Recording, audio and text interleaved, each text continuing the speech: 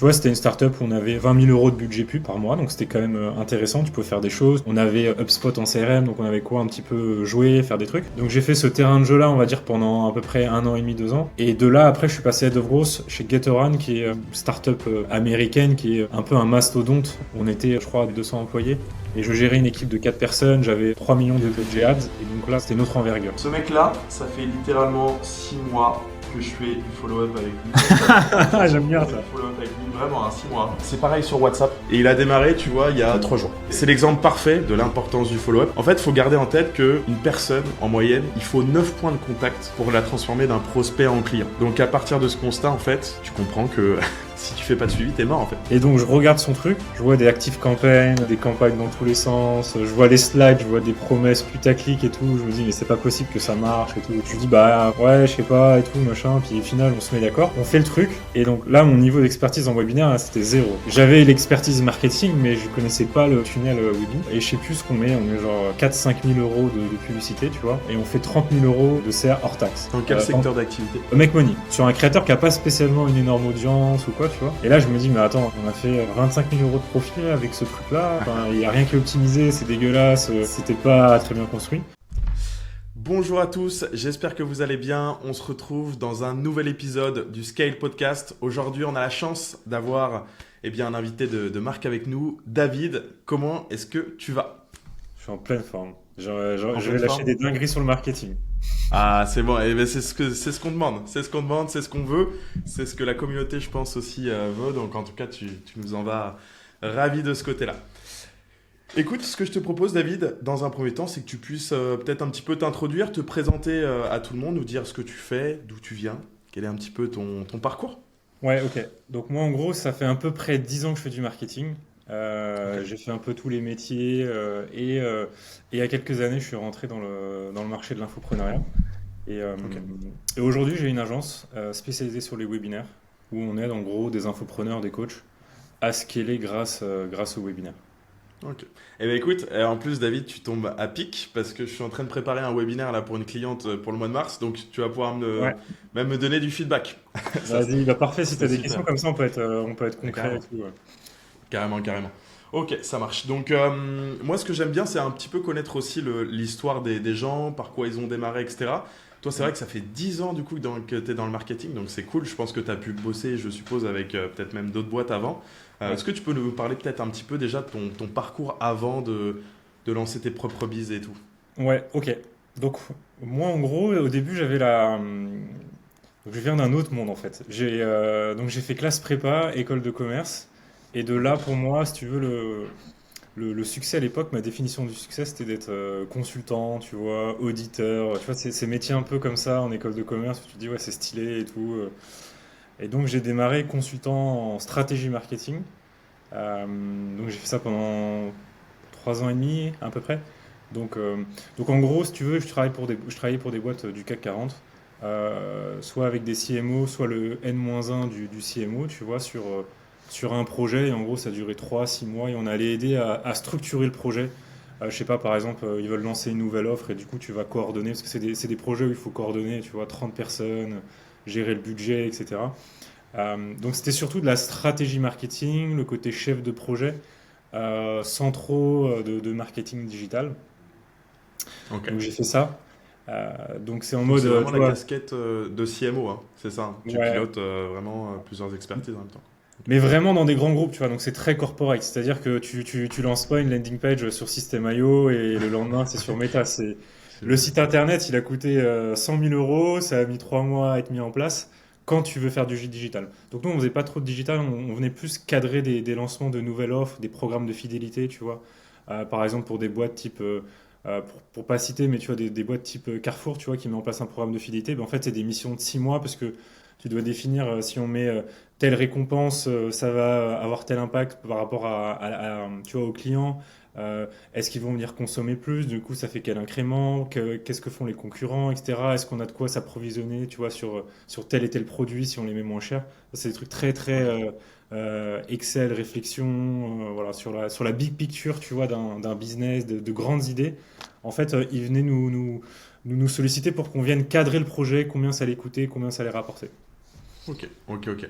Bah écoute, c'est super intéressant. C'est vrai qu'on a souvent la tendance à venir nous implémenter des choses dans les business un petit peu plus traditionnels. Et je pense qu'on a beaucoup aussi à apprendre des business un petit peu plus corpo, Ouais. contrairement à ce qu'on peut penser. Parce que s'ils font certaines choses, s'ils font autant de chiffre d'affaires, bah, c'est qu'il y a des raisons aussi à ça. Ouais. Toi qui as été aussi dans ce monde-là, c'est quoi les feedbacks et on va dire les big ideas, les gros points tu penses, qui étaient super intéressants, qui implémentaient, qu'on voit pas forcément trop dans le monde infoprenariat, etc., et qui serait peut-être intéressant de venir implémenter de ce côté-là. Ouais. Un des points majeurs, c'est sur.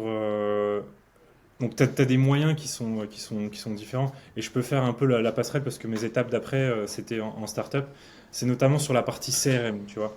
Euh, donc, moi, à l'époque, j'avais travaillé pour un concurrent de Carrefour. Et tu vois, sur la partie fidélisation, t'as des analyses de data genre hyper avancées sur chacun des segments, quelle est la stratégie de rétention, etc.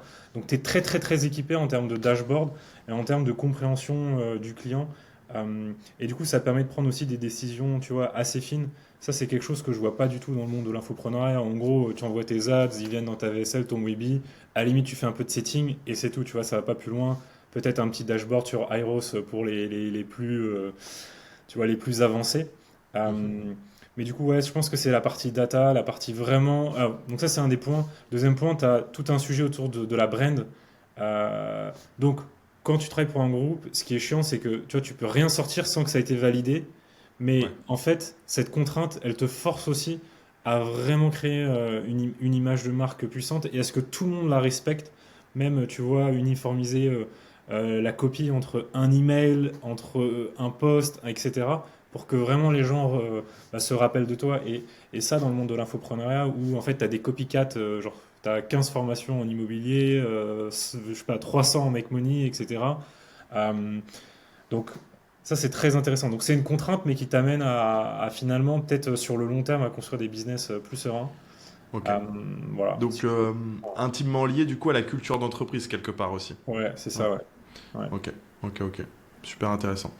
Et donc, du coup, peut-être même donc pousser un maximum la collecte de data en fait, hein, du coup, de ce Ouais, que tu me dis aussi. la collecte et surtout le fait de la rendre intelligible, tu vois. Ouais, ouais, Parce que ça, c'est un truc que je vois beaucoup aussi, c'est ah bah j'ai collecté telle et telle info, mais en fait les gens savent pas l'interpréter. ouais, c'est ça. Y a pas tu vois, bah, qu'est-ce que j'en fais? Tu vois, par exemple, tu as un CPL à 10 euros. Ok, mais qu'est-ce que t'en fais? Ça se trouve c'est bien, ça se trouve c'est pas bien. Tu vois, c'est aussi du benchmark, les tunnels, c'est des vases communicants, etc. Euh, Ouais, Copar Leads, normalement, la plupart du temps, ça reflète la qualité de tes créatives ou de tes ads plus qu'il y a en front, la ouais, plupart du temps. Je sais pas ce que c'est tu en ça. penses, toi, de ton côté. Ouais, je suis d'accord. Et du coup, après, ça peut. Mais du coup, qualité des ads, mais pas que, parce que par exemple, en fonction de ta niche, tu vas avoir des seuils bas et des seuils hauts qui vont Bien être sûr. différents. Hmm. Donc, tu peux faire une très bonne créa en make money et avoir, tu vois, 10 euros. Et tu peux faire une mauvaise créa dans un secteur, genre, tu vois, la La séduction en santé ligne, et ou tu la vas être santé. 3 euros, 4 euros, tu vois. Et donc, Complètement, ouais. tu vois, donc c'est un peu ça aussi, où il y avait vraiment de la finesse, tu vois, en fait, ça te force, ça te fait deep dive. À, enfin, tu vois, j'ai creusé pas mal et ouais, j'ai bien kiffé ça. Ok, ok, ok. Donc tu te fais les armes à travers le monde un petit peu corpo, à travers des Ouais. gros groupes, etc. Du coup, c'est quoi la suite de l'histoire? C'est quoi la suite de l'aventure pour toi là? Ouais, bah du coup, en gros, je vais raconter l'histoire que j'avais raconté. Un jour, j'étais chez le client et tu vois, j'étais venu chemise, par passé, et avec un beau jean et des belles chaussures, tu vois. Et il y a ma manager de l'époque qui était venue, parce qu'on avait le meeting avec la cliente, et elle vient me voir, elle me dit, mais David, t'es habillé comme un peintre aujourd'hui. Et genre, mais ça m'a ça m'a trigger, mais de fou, tu vois. En fait, la mission de base, elle était vendue sur 6 mois. Grâce à la qualité de mon travail, on a revendu sur 6 mois. Plus, on a fait rentrer un autre consultant. Donc, j'ai rapporté énormément d'argent au cabinet. Tu vois, et ton manager qui vient et qui te dit que ça. Enfin, la seule chose intéressante, le seul feedback qu'elle a à te partager, c'est ça. C'est un peu anecdotique, tu vois, mais en gros, je me retrouvais plus dans ce monde trop corporate, tu vois, où tu n'as pas de créativité, t'es trop bloqué, tu peux pas sortir les trucs rapidement et tout ça. Et du coup, bah, à l'époque, moi, j'ai découvert le monde, tu vois, de la startup en regardant Oussama Ammar sur YouTube, tout ça. Et donc, j'ai kiffé la vibes un peu pirate, un peu, tu peux tester des choses rapidement. Tu lances tes campagnes, tu vois si ça marche, tu testes. J'aimais bien ce côté-là, liberté. Et donc, de là, j'ai basculé dans une première startup où j'étais. Tu vois, c'était une startup où on avait 20 000 euros de budget pub, tu vois, par mois. Donc, c'était quand même intéressant. Tu pouvais faire des choses. On avait HubSpot en CRM, donc on avait quoi un petit peu jouer, faire des trucs. Donc, j'ai fait ce terrain de jeu-là, on va dire, pendant à peu près 1 an et demi, 2 ans. Et de là, après, je suis passé Head of Growth chez Getoran, qui est une startup américaine qui est un peu un mastodonte. On était, je crois, 200, il y avait 200 employés. Et je gérais une équipe de 4 personnes, j'avais 3 millions de budget Gatorade. ads. Et donc là, c'était une autre envergure. 3 millions, c'est ça? 3 millions de budget ads, ouais, annuel. Ok, Ouais, ça commence à faire, ouais. Ça ouais, commence à ça faire. commence à être pas mal, hein. Et donc c'est toi qui gérais du coup vraiment toute cette partie-là, toute la dépense du marketing, c'est vraiment toi qui la pilotais. Tu avais le Head of Growth en gros, chez Ouais, c'est Get. ça. En gros, tu avais la directrice marketing. Ensuite, on était trois. Donc, tu avais quelqu'un qui gérait le pricing. Donc, ça, c'est un peu un domaine à part. Quelqu'un qui gérait la brand. Et moi, je gérais la partie growth. Et donc, dans la growth, on avait deux sujets. C'était l'acquisition. Donc, gérer tous les canaux d'acquisition. Google Ads, Meta, affiliation, etc. Tu vois. Et la partie rétention avec le CRM. Donc on avait une base email de 500 000 personnes. Donc tu vois, on mettait en place des workflows bien énervés, assez sympas. Et voilà, c'est ça. Donc nos KPIs qu'on suivait, c'était bah, le nombre de clients qu'on faisait rentrer, à quel coût, avec quel LTV et à quel point on arrivait à augmenter la LTV grâce à la stratégie CRM. Aussi à augmenter l'activation, tu vois, parce que quand tu fais rentrer beaucoup de gens, comment tu maximises pour qu'ils fassent leur premier achat. Ok, ok, ok. C'est vrai que tu soulignes un truc là qui est super intéressant et je pense qu'on parle pas assez, c'est la monétisation en back-end. Revendre quelque chose, c'est beaucoup plus facile et ça coûte beaucoup moins cher de revendre quelque chose à ton client Ouais. plutôt que d'aller chercher de nouveaux clients. Et c'est vrai que tu sais, on scalait à tout va, à tout va, à tout va. Et ça commence par ça, je pense, aussi augmenter sa LTV. Euh, ouais, Bah, c'est un des piliers du scaling, je pense. ouais, là-dessus, tu vois, je peux te donner une anecdote qui est intéressante et je peux te faire un petit quiz, tu vois. À ton avis, donc nous, c'est la location de voiture. Ok. Est-ce qu'il vaut mieux trouver un lead juste avant l'été, donc avant les vacances d'été, ou en janvier, à ton avis? C'est une question, bon, je te donne pas tous les contextes et tout, mais c'est juste... Alors, l'automobile, est-ce qu'il vaut mieux trouver un leads en été? Enfin, je pense du coup, vu qu'il y a peut-être un petit peu moins d'intérêt, du coup, Enfin, ouais, je sais pas. Janvier, nouvelle résolution, janvier, nouvelle année, les gens de nouveaux projets, ça va... Enfin, les leads vont être plus chers, du coup, en début d'année, je suppose, qu'avant l'été. Donc, je dirais avant l'été, du coup. Ouais, ok. Bah, tu vois, c'est intéressant parce qu'en fait, il y a les deux lectures qui peuvent se justifier.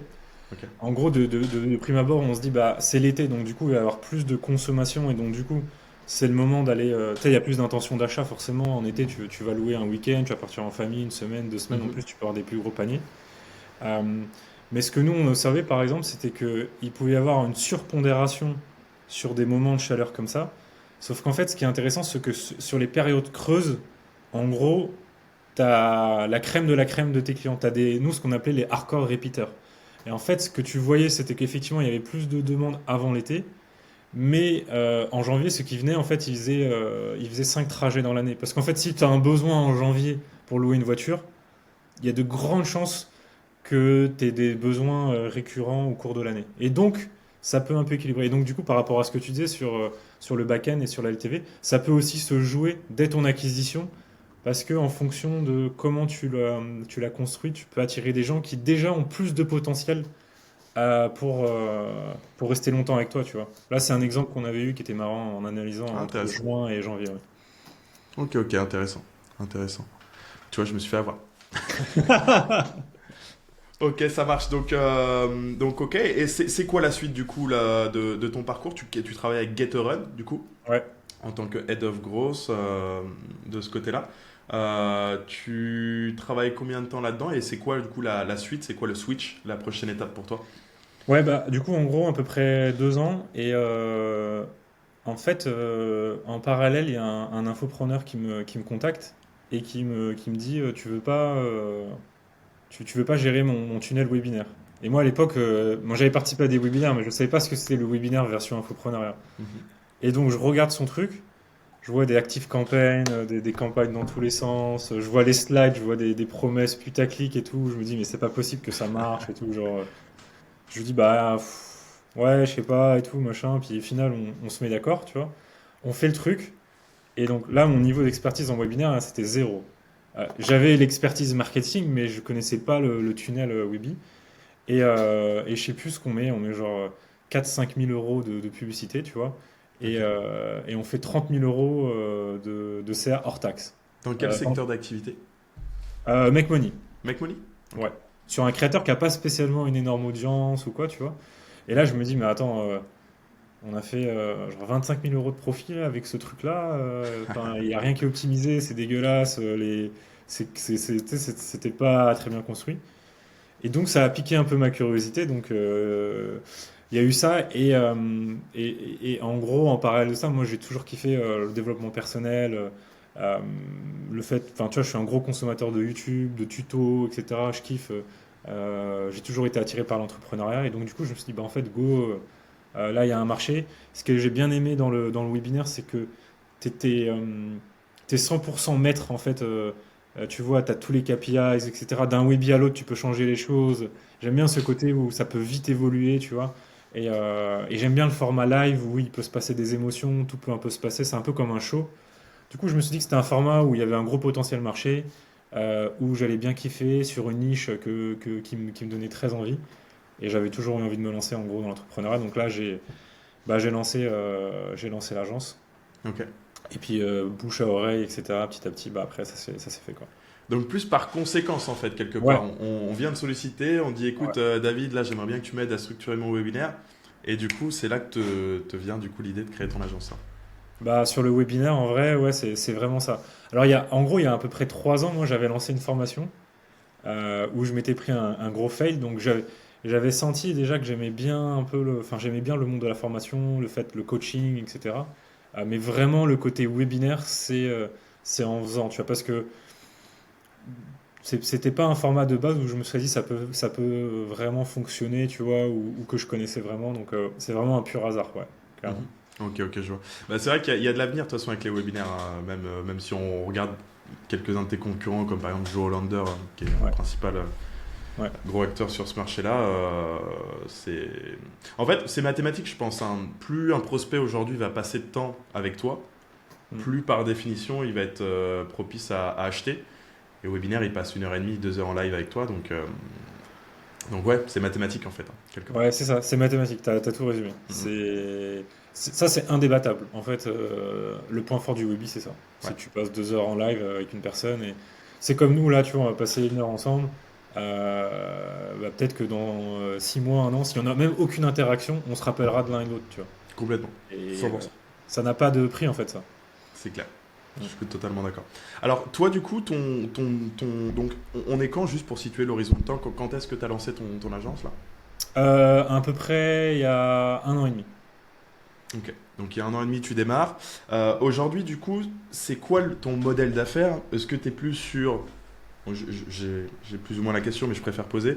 Enfin, la réponse, excuse-moi. Est-ce que tu es sur de la formation, de l'accompagnement ou du partnership, donc du rev share ou même Ouais. peut-être de l'equity? T'as quel modèle d'affaires du coup avec tes clients?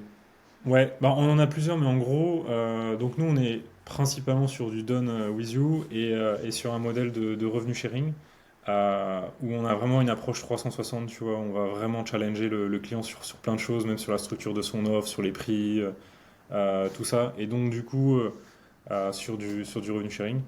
On a aussi une offre qu'on a lancée qui est un coaching, en gros, un sprint de 1 mois. Mhm.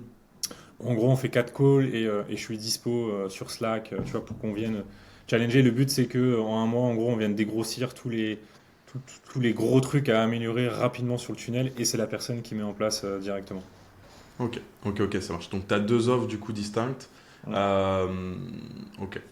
T'as des conditions, toi, aujourd'hui, pour les clients que tu accompagnes, parce que c'est vrai que c'est pas une association. Enfin, du coup, c'est Ouais. revenu cher ou equity? Ouais. Revenu cher, hein, Non, c'est non, ça? revenu cher, ouais. Ok, Ouais. ok. Donc, ouais, tu as les critères de sélection pour tes clients, du coup, vu que, entre guillemets, c'est tes partenaires. Ouais, ça c'est un très bon point. C'est un sujet sur lequel il y a besoin d'itérer parce que le revenu sharing, donc du coup, tu prends beaucoup de risques en fait. Tu peux gagner beaucoup si ça pète, mais quand ça marche pas, bah, du coup, tu prends pas d'argent et tu as une certaine vulnérabilité parce qu'en fait, imaginons que tu signes un client qui fait 20K, tu l'emmènes à 100K, tu vois. Tu prends tes commissions pendant 6 mois, puis après le client il se barre et lui il continue d'encaisser ce que toi tu as mis en place, Mhm. mais toi c'est fini. Donc en fait, tu as le downside, quand il n'y a rien qui rentre, tu l'as à 100% du temps. Par contre, l'upside, tu l'as pas tout le temps, tu vois. Donc ça peut créer des complexités un peu dans le business model, tu vois. Sur le marché, en gros, ceux qui testent ça, tu vois, le problème que tu peux avoir, c'est la rétention du client quand ça marche. Par contre, quand ça marche pas, bah là, évidemment, le client, il est content que tu sois en revenu sharing. Donc, bah, nous, en gros, on travaille aussi sur une offre où on est moins dépendant du revenu sharing, tu vois, avec des packages fixes, tu vois, pour prendre moins de risques. Et en gros, là, maintenant qu'on a eu suffisamment de lancements, on commence à avoir comment dire, tu vois, on commence à sentir et à savoir les critères qui font qu'un client, il a plus de chances d'avoir une probabilité de succès. Euh, et donc, en fait, on va un petit peu conditionner par rapport à ça et on va les rediriger sur une offre ou sur une autre. Ok. Euh, mais en gros, si D'où tu la veux, deuxième offre, du coup. ouais, c'est ça. Deuxième offre, ou en gros une offre un peu intermédiaire, tu vois, avec un fixe, peut-être par exemple, tu vois, pendant une certaine période, jusqu'à atteindre un certain palier avant de passer sur l'autre offre. Euh, et, euh, et les critères, ben, en gros, c'est déjà d'avoir un produit market fit, Mhm. basique, hein. Euh, mais en gros, le webinaire, c'est pas un très bon tunnel pour démarrer de zéro. Parce que c'est un tunnel où tu as beaucoup d'étapes, tu as Ouais, je beaucoup suis de d'accord. choses. Et si tu fais un mauvais Webi et qu'en plus de ça, tu sais pas si ton offre elle fonctionne, c'est très dur. Tu vois, si tu veux re-switcher un peu l'offre, genre changer 18 emails, Ouais. 6 pages, 150 sites de Webi, c'est pas très souple, tu vois.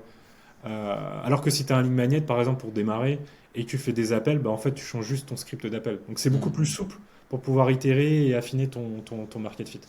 Ouais, c'est ça. Je suis 100% d'accord avec ça. Je conseillerais pas non plus à quelqu'un qui démarre de commencer par du Webi parce que, comme pour les raisons que tu viens de citer, si on devrait faire un classement, tu vois, je dirais commencer par de l'organique. Si tu es dans une situation où tu démarres de zéro comme tout le monde et que tu n'as pas forcément d'argent, commencer par de l'organique, commencer à aller chercher ses premiers clients comme ça. Ensuite, venir ajouter de la publicité en faisant, tu vois, social funnel par exemple, pour Ouais. amplifier le setting, etc. Mm. Après, tu crées un système quand tu as plus de budget où tu peux commencer à dépenser voilà, 100, 200 euros par jour. euh, 50, 100, 200 euros par jour en publicité, un funnel VSL. Ça, tu un funnel evergreen en automatique qui tourne. Et puis, ben, ensuite, tu bascules sur du Webi. Enfin, par Ouais. ordre de priorité, je le vois comme ça. Je ne sais pas si tu le vois dans Ouais. ce sens-là. Ouais, je suis d'accord avec toi. Sur la première étape, l'erreur que je vois sur le marché, c'est que certains sont trop feignants, tu vois, ils n'ont pas le couteau entre les dents. Ouais, Euh, Type, ils font, tu vois, un petit chiffre d'affaires et ils vont mettre en place un ligne manette avec le numéro de téléphone, ils vont pas appeler les leads. exactement. Alors Ouais, que tu as 3 leads qui tombent par jour, bah, je sais pas, fais-toi une séance au moins par semaine où tu appelles tout le monde. Et quand tu es petit, tu dois pas réfléchir en scaling et en économie de temps, en fait. Tu dois passer du temps avec les prospects, et donc il faut faire tout à la main, tu vois. Donc, passer des calls, échanger un max, apporter de la valeur, faire des audios sur Instagram, etc. Tu rôdes ton discours. Et de toute façon, un 100%. fondateur, il faut qu'il rôde son discours commercial, c'est que ça, hein, un fondateur, il faut qu'il soit bon en vente. Mhm.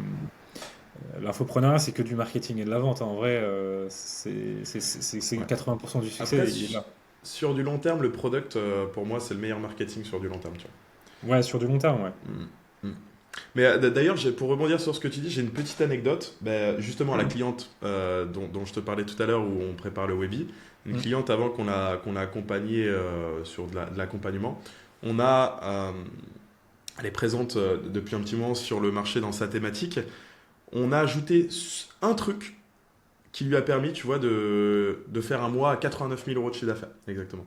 Et ce truc, tu vois, tu parlais tout à l'heure de venir rappeler les leads, etc. En fait, elle avait déjà un funnel, enfin, en gros, elle a de l'acquisition et des leads qui s'obtiennent de manière automatique entre la pub, son organique, etc. sur son funnel. Mm. Mais il y a une chose qu'elle n'avait pas, c'est implémenter une team de setters et des automatisations pour que dès qu'il y a une personne qui s'obtine, donc tout soit retranscrit sur un Google Sheet. Mm. Un Google Sheet qui est transmis à une team de setters et des setters qui soient avertis dès qu'il y a une personne qui s'obtine sur son funnel pour les recontacter le plus rapidement possible. Et tu vois, rien qu'en ajoutant cette petite chose, c'est ça qui a fait qu'on a eu ces résultats-là avec elle. Donc tu vois, des fois, c'est juste un petit truc de Ouais. l'optimisation qui Ouais. permet de venir faire Ouais. exploser. Là, c'est un bon point que tu évoques. Ça me fait penser à Jeremy Coleman qui disait l'argent est dans le follow-up. Et, euh, 100%. j'ai trouvé ça puissant. Au début, je me disais, mais qu'est-ce qu'il raconte? Mais en fait, l'argent, il est, tu vois, en fait, un ROS, imaginons, un peu faible, tu vois, à 2,2, pour le passer à 3, 3,5, et du coup, pour pouvoir aller scaler tes budgets, il est dans ce que tu dis, tu vois. Il est dans une stratégie de setting, il est dans un follow-up où tu fais toujours plus que les concurrents et tu viens aller augmenter la valeur et tout. Et l'argent, Complètement. il est là, tu vois, parce que euh, sinon, en fait, tu prends que les clients les plus chauds. Et puis ils iront chez tes concurrents au final, tu vois. Exactement. Ils iront. Regarde, j'ai une autre anecdote là, ça y est, c'est parti. Je vais même vous montrer, donc je vais cacher le nom de la personne, hein. Hop, je vais montrer comment il s'appelle. Chris. Hop, tac. Hop, je vais juste cacher son Insta pour la confidentialité. Mais en gros, hop, je sais pas si on va voir. Ce mec-là, ça fait littéralement 6 mois que je fais du follow-up avec lui. J'aime Que je bien fais ça. du follow-up avec lui, vraiment, 6 mois. Pareil, c'est pareil sur WhatsApp, concrètement. Et il a démarré, tu vois, il y a 3 jours. Donc c'est l'exemple parfait de ce que tu viens d'expliquer, de l'importance du follow-up. En fait, il faut garder en tête que une personne, en moyenne, il faut 9 points de contact pour la transformer d'un prospect en client. Ouais. Donc à partir de ce constat, en fait, tu comprends que si tu fais pas de suivi, t'es mort en fait. Tu laisses de l'argent qui est sur la table, tu laisses des personnes que tu peux impacter, que tu peux aider, et qui, tôt ou tard, en fait, iront chez la concurrence. Donc c'est dommage de passer à côté juste pour un mauvais suivi de tes prospects, quoi. En plus, c'est un point qui est intéressant que tu dis, c'est plus t'attends, plus tu restes pas en top of mind chez ton prospect, plus quand il va avoir un besoin, il va comparer avec les autres solutions. Alors que là où tu Complètement. gagnes des deals, c'est quand tu es arrivé 3 mois, 6 mois en amont. Et tu vois, par exemple, quelqu'un qui enfin, tu vois, envisage de lancer un Weeby, et en fait, je suis en contact avec lui depuis 3 mois, 6 mois, peut-être qu'il connaît même pas les autres acteurs en fait du marché. Carrément. Et du coup, forcément, le taux de signature, il est, je sais pas, 2 fois plus élevé. Je suis d'accord avec toi. Ouais. Ben, d'ailleurs, pour faire la passerelle un petit peu naturelle par rapport à ce dont on parlait, en termes de suivi, donc de CRM, Mm. qu'est-ce que tu utilises, qu'est-ce que tu conseilles? Parce que tu vois, même nous là, on essaie d'améliorer ça, et tu vois, on hésitait entre Go High Level et. Enfin, tu sais, t'en as plein, t'as System.io si tu utilises l'outil, mais bon, c'est un petit peu simple. Go High Level, tu as plein de CRM. Toi, tu utilises quoi personnellement et tu conseilles quoi? Même toi qui as travaillé dans le milieu corpo, j'imagine que vous avez quand même des outils de pointe de ce côté-là. Ouais, ben les outils, nous, qu'on avait. Donc là, c'est mon associé qui gère la partie technique. Mais en gros, on avait des CRM, mais des trucs monstrueux, tu vois. C'était 300 000 euros la licence annuelle, Ouais, des j'imagine. trucs comme ça. Moi, ce que je recommande, c'est d'avoir plutôt quelque chose d'assez simple, un outil assez simple, mais par contre de construire un dashboard avec les bons KPIs pour piloter ta boîte, tu vois. Mhm. Euh, Par exemple, System.io, en vrai, c'est pas vraiment un CRM. Enfin, c'est une sorte de CRM marketing en soi, si tu veux, puisque tu as les infos de tes contacts, mais tu vois, t'as pas les évolutions, Bien sûr. machin. Donc, tous les CRM un peu classiques vont te donner ces infos, mais surtout, ouais, je pense qu'il va être intéressant, c'est le dashboard par rapport à tes KPIs. Et ça, tu vas devoir souvent le construire et l'investir, enfin investir pour pouvoir faire un dashboard un peu custom. Ouais. Par exemple, je sais pas si tu voyais les buildings publics d'Antoine Blanco, là, quand tu Mhm. voyais un petit peu les KPIs, etc. Quand tu as ça, genre le business, c'est facile, tu vois. Ouais, Euh, c'est une tu lecture comprends de tout ton en fait. business, ouais, complètement. Et tu vois, lui, je sais pas sur quel outil il était, mais en gros, il avait ses données un peu à droite à gauche, il rapatriait sur Google Sheet, et après, tu avais un dashboard sur un outil. Euh, Ouais. ouais, Ouais, c'est c'est ça qui. ça, il a fait construire. Ouais, je sais plus, j'avais le nom du mec en plus qui lui a construit ça. Je sais plus, faudrait que je retrouve. Mais ouais, c'est ni plus ni moins un dashboard personnalisé sur Google Sheet, hein, si je dis pas de bêtises. Ouais, c'est ça. Mm. Donc, si tu veux, bah, moi, ce que je recommande, c'est surtout c'est de décomposer l'intégralité du tunnel, tu vois, mais faire un arbre très détaillé, tu vois. Donc, si on fait un peu le Webby, tu as l'acquisition, enfin, tu as faire venir des inscrits. Faire des inscrits, c'est la publicité et cette page d'opt-in, c'est ces deux composantes-là. Faire venir des inscrits, bah, tu redécomposes par canaux, tu vois. Le taux de participation au global et par canal. Ton taux de vente le soir, le lendemain, le dernier jour du Webby, quel est l'impact de chacun des emails, etc. Et en fait, tu customes par rapport à ton tunnel. Donc après, si tu es sur un truc de closing ou sur de la vente directe, etc., tu vois, tu redécomposes un peu tout ça. Et en fait, tu te construis ça. Et du coup, tu es hyper rigoureux, tu vois, de compléter ça chaque semaine, à chaque Webby, et du coup, de voir les variantes. Et surtout, de passer du temps dans l'analyse, tu vois. Et après, dans l'analyse, en fait, ce qu'il faut se dire, c'est que tu fais des hypothèses. Mais il faut pas être en mode, le coût par lead, il a augmenté, du coup, c'est pas bien, tu vois. Non, en fait, ok, donc le coût par lead a augmenté, mais du coup, est-ce qu'on a dépensé plus ou pas? Ok, on a dépensé plus, donc peut-être que c'est normal, ou on a dépensé pareil, ou est-ce que la saisonnalité elle a changé? Mais par contre, est-ce qu'on a converti plus à la fin, en fin de tunnel, tu vois? Donc, est-ce qu'on a amené des leads plus quali ou pas, tu vois? Et en gros, c'est de faire un peu des hypothèses, tu vois. Donc, euh, Il faut additionner aussi ouais, les KPI entre elles parce que c'est vrai qu'il ne faut pas les prendre de manière ouais, individuelle. Ok, ouais, donc c'est juste parce que c'est des leads. C'est ok, donc qu'est-ce qu'on a changé, qu'est-ce qui s'imbrique ensemble. Enfin, il y a vraiment une interprétation des chiffres, des KPI qu'il faut mettre au global et pas juste les prendre de manière individuelle. Quoi. là, tu dis un truc que moi je répète à tous mes clients et c'est vraiment vraiment important. Un tunnel de vente, c'est des vases communicants. Donc, je te donne un exemple très concret. Tu dépenses 1000 euros en budget ads pour ton Webi, par exemple. Imaginons que tu as un taux de participation, t'as, par exemple un coût par lead à 10 euros, tu vois, et tu as un taux de participation, on simplifie, on va dire 50%. Tu vas passer à 2000 euros, ton coût par lead, il va peut-être passer à 12 euros, tu vois, il va augmenter. Et puis là, ton taux de participation, il passe à 44%. Et là, le client, il te dit, mais je comprends pas, il y a des trucs qui n'ont pas marché sur les automations, on a oublié d'envoyer des emails, des machins, il y a un truc qui a bugué sur Twilio et tout. Non, non, en fait, c'est juste les 1000 euros en plus qu'on a dépensés, on allait chercher des gens qui étaient moins chauds, donc du coup, bah, ils participent moins, c'est logique, tu vois. Ouais, complètement. Euh, Peut-être que les 1000 euros, c'était que du retargeting, et les 1000 euros en plus, c'est que du trafic froid, donc ils participent moins. Et ton taux de vente, c'est la même chose. Et donc tout est lié, tout est lié. Tout est lié, chacune des étapes est liée à ce que tu as fait en amont, et voilà. Ouais, 100%, 100%. D'ailleurs, toi qui es expert en webinaire, c'est quoi les généralités pour toi, les taux de présence par exemple, Ouais. les moyennes pour un webinaire? Bah, en gros, nous, quand on arrive,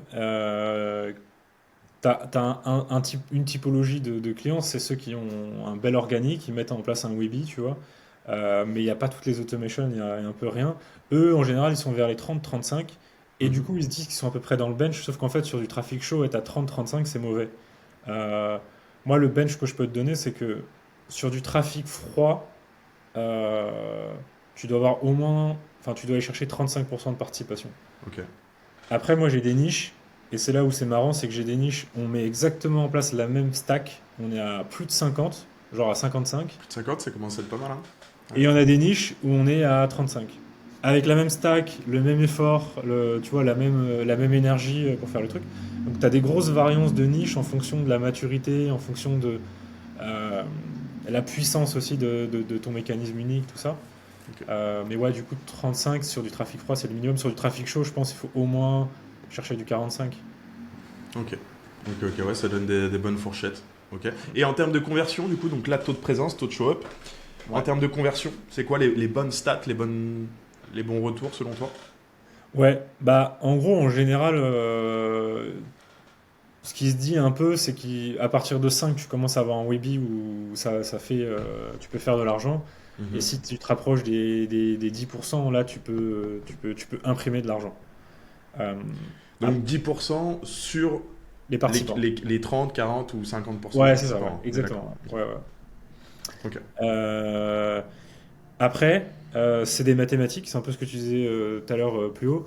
C'est-à-dire qu'en fait, si tes leads, tu les payes 1 euro, que tu as 50% de taux de participation, mais que tu convertis 2% des gens, et que tu as une offre à 1000 euros, bah, tu vas gagner beaucoup d'argent aussi.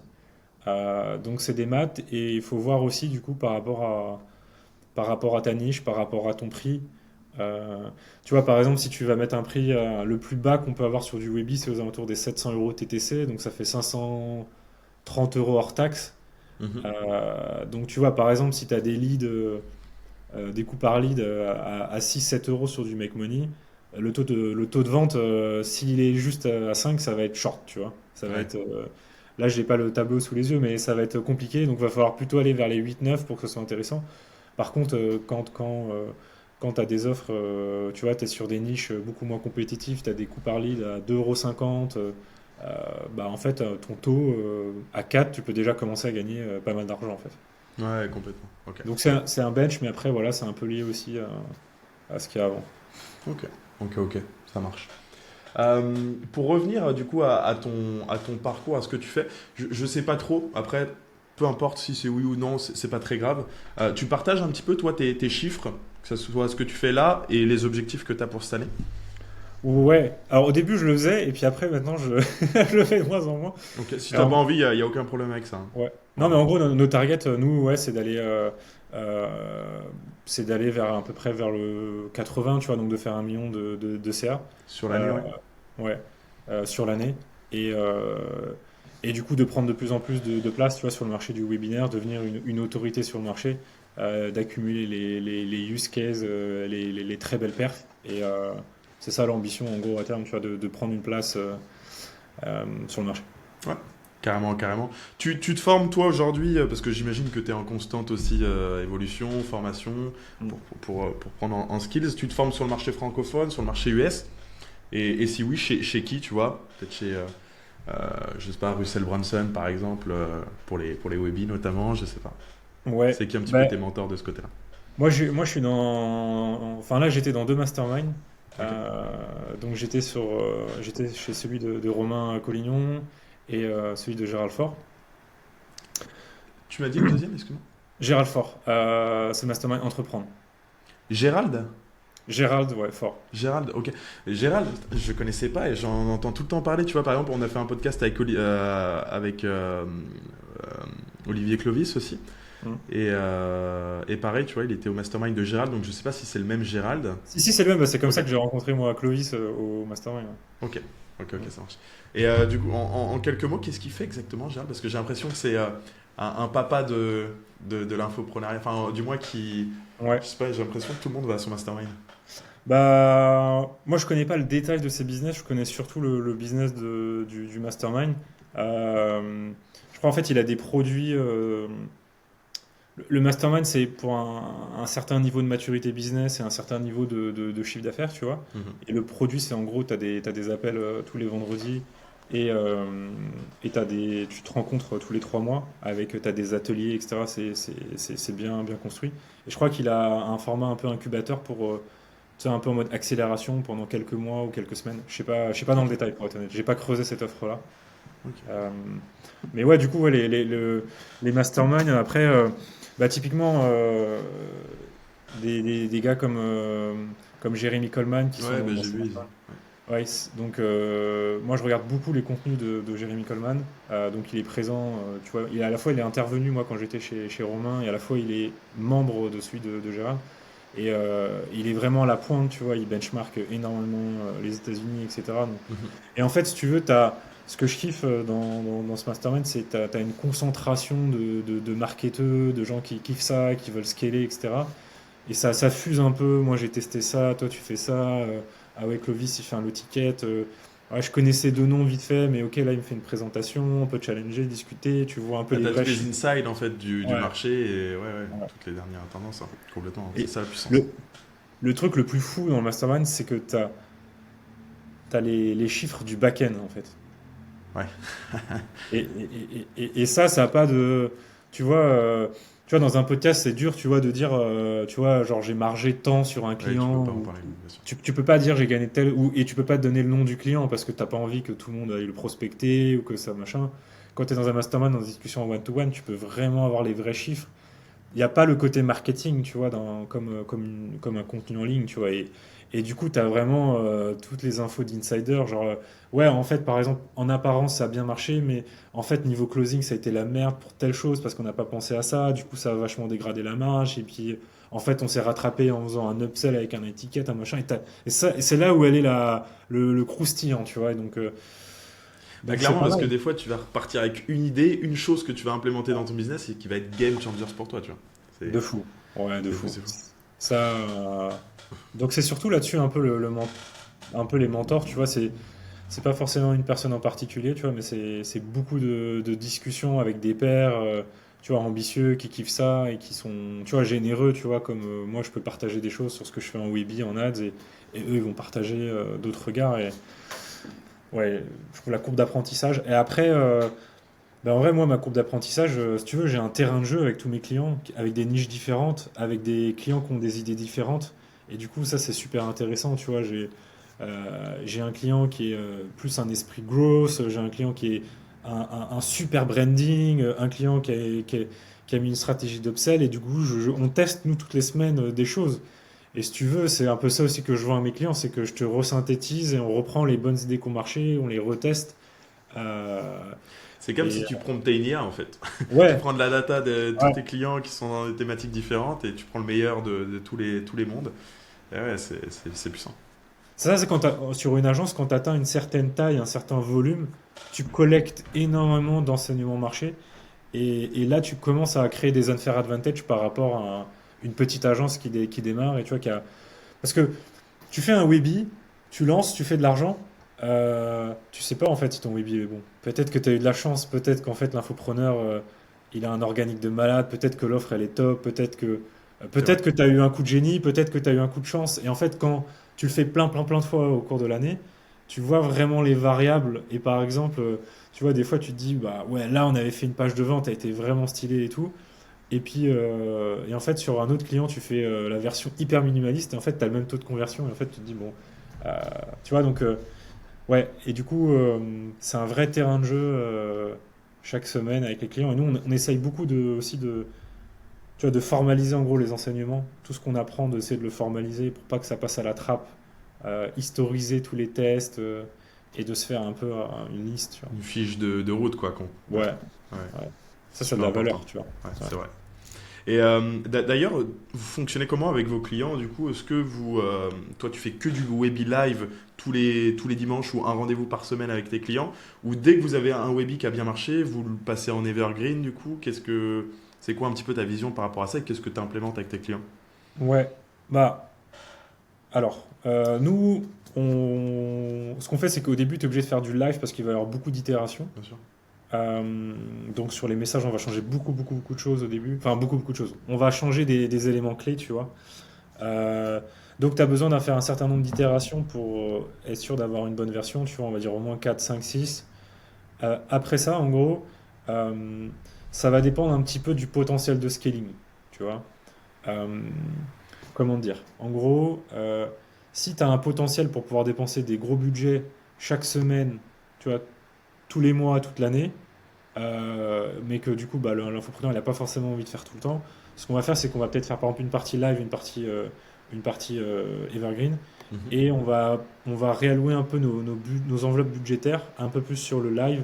Et quand on va pousser de l'organique, on va plus pousser sur l'événement live. En gros, l'événement live convertit quand même toujours plus. Donc après, quand tu as une profitabilité qui est tellement bonne, tu peux te permettre de la dégrader pour pouvoir l'automatiser. Et du coup, ça tourne, tu vois. Euh, mais tu vois, des fois, ça peut être plus rentable de se dire, bah en fait, non, on fait juste 2 Webi Live par mois. On dépense un peu moins, on laisse pendant 2 semaines tranquille les gens, on repousse. Ça dépend un petit peu des scénarios, tu vois, mais dépend de la profondeur de marché qu'on veut prendre et tout. Mhm. Ok. Ok, ok.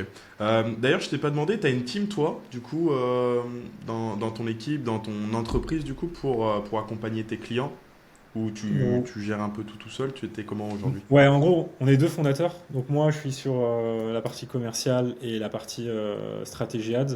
Ok, Mon associé fait la partie copie et technique. Et après, on a pas mal de freelances qui nous aident. Et là, on cherche un chef de projet, un copywriter qui vont passer pas mal de temps avec nous, tu vois. Et on cherche à se structurer là de plus en plus. Euh, mais en gros, tu as media buyer, copywriter de temps en temps, tu as Funnel builder. intégrateur, monteur, tu vois, un peu tous les métiers. Ok, ok, ça marche. Je vois de ce côté-là. Euh, c'est pareil, niveau budget ads, un client qui démarre.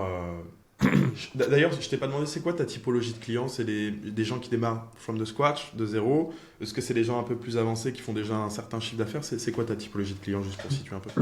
On a les deux, tu vois. En gros, t'as un client qui fait 10K par mois depuis un petit moment, mais en fait, pour dire les choses simplement, il est nul en marketing. Mhm. Et ça, c'est des typologies de clients. On passe de 10 à 30, 40, voire plus quand tu vois, il y a vraiment des choses à faire. Et après, il y a la typologie de client qui a un Webi qui tourne pas trop mal. Ils l'ont fait un peu avec eux ou ils ont fait avec une agence, mais c'était pas fait par des experts du Webi. Et tu vois, ils sont entre 30 et 50, 60. Et là, ils sont très ambitieux. Ils veulent aller chercher du 100, 150. Euh, on a un peu les deux, tu vois. Ok. On a un peu les deux du un peu plus avancé à ouais, 10K, tu vois. Ça va de Ok. ouais, à peu près de cette enveloppe-là. Alors, du coup, une personne qui démarre chez toi, allez, je vais te donner une simulation. C'est une personne qui génère entre allez, 5, 10, 15K, voilà, entre 5 et 15K par exemple. Donc il Ouais. vient pas de démarrer, mais bien souvent, voilà, fait déjà de l'organique, il a une petite base, etc. Mais il n'a pas un système qui est prédictible. Il veut déployer des ads avec toi sur le format webinaire et puis scaler son activité à 30, 40, 50 000 euros par mois, etc. Euh, vous démarrez du coup de zéro le format webinaire.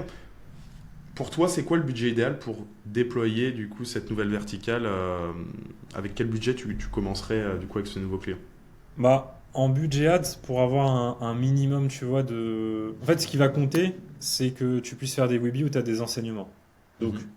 imagine que tu fasses un webi, tu as 30 participants et tu fais zéro vente, tu sais pas si ton webi il est bon ou pas, tu vois. Ok. Et donc, bah, c'est pas intéressant. Donc, ce que je vais recommander, c'est de calculer un budget pour que tu puisses, tu vois, avoir au moins. Enfin, la target, c'est d'avoir une centaine de participants, tu vois, pour que tu aies un petit peu De feedback, de ouais. visibilité, tu vois. Parce Mhm. que à 100 participants, si tu as zéro vente, c'est que ça n'a pas converti. Ouais, c'est qu'il y a un Mais problème. c'est qu'il y a un problème. Par contre, si tu fais 4 ventes, bah effectivement, en fait, peut-être que en vrai, ta vraie moyenne, elle est à 3 ou peut-être elle est à 5. Enfin, tu vois, bon, là, on est sur des micro-trucs, mais il y a un petit truc. Il y a eu quand même un minimum d'intérêt et t'as des enseignements, tu vois. Donc, je dirais, il y a un, c'est par rapport un peu au CPL qu'il y a sur la niche, d'essayer de voir, tu vois. Mais en gros, en général, on essaye de faire au minimum 1500 euros de budget, tu vois, par Webi, en budget ads. Donc 1500 après, euros? ouais, ça Mhm. dépend de la niche, tu vois. Ouais, Par bien exemple, sûr. voilà, imaginons, si tu as des CPL à 5 euros, bah, ça te fait 300 inscrits. Tu vas avoir 120, quelque chose comme 120 participants. Donc, tu vois, ça le fait. Euh, si tu as des CPL, parce que tu es sur une niche hyper compétitive, je sais pas, à 12 euros, peut-être va falloir augmenter un petit peu pour avoir de la visibilité, tu vois. Ou alors, peut-être que si tu es sur un CPL à 12 euros, du coup, tu as des appels de closing. Et du coup, c'est OK parce qu'en fait, euh, comme tu vas avoir entre 15 et 25% de taux de prise de rendez-vous, bah en fait, la mécanique, tu vas la valider lors des appels de vente finalement. Mhm. Ok. En fait, ce qui compte, c'est qu'à la fin, tu aies soit des appels de vente, soit un minimum de vente pour que tu aies, des enseignements. Donc, premier point, c'est ça. Euh, Après, c'est aussi le client à quel point tu vois, il a envie d'avoir des courbes d'apprentissage rapides, à quel point il a de la trésor, à quel point il est à l'aise, tu vois. Donc ça, en gros, c'est être un peu transparent avec le client. C'est de dire, bah voilà, si on met des enveloppes plus importantes, tout de suite, on va pouvoir avoir plus d'enseignements, aller plus vite, tu vois, tester peut-être plus de choses, tester plus d'ads.